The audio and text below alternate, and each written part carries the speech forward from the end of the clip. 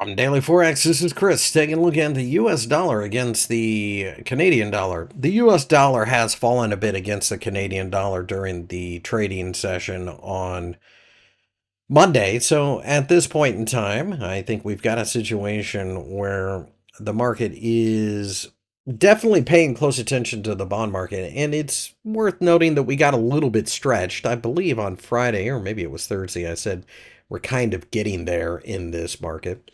So with that, we fell on Monday. Not a huge surprise, but it looks like there are buyers underneath the 1.44 level.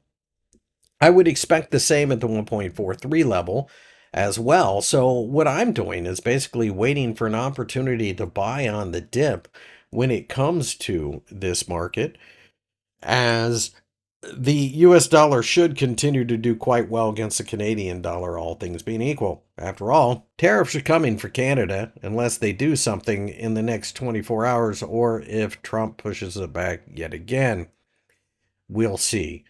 But at this point in time, the Canadians have a lot of problems well beyond Donald Trump, and I do think that eventually that overwhelms their economy and or currency. However, anything's possible, so we have to have a point where we bail out of the idea of going higher, and that would be somewhere around 1.4150.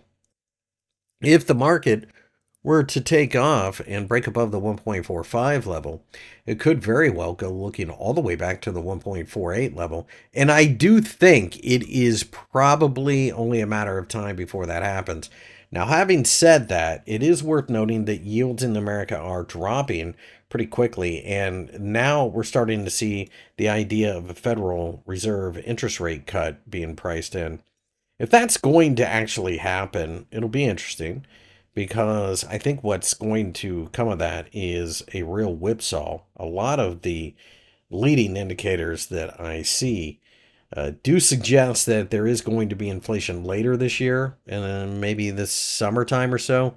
And therefore, we might have a little period here of somewhat US dollar weakness, but I think the Canadian dollar has a special place in the Forex world right now. If that's going to continue to be the case, I am a buyer of dips, at least until we break down below the 1.4150 level. My name's Chris. I work for Daily Forex. If you enjoyed the video, give me a thumbs up and subscribe.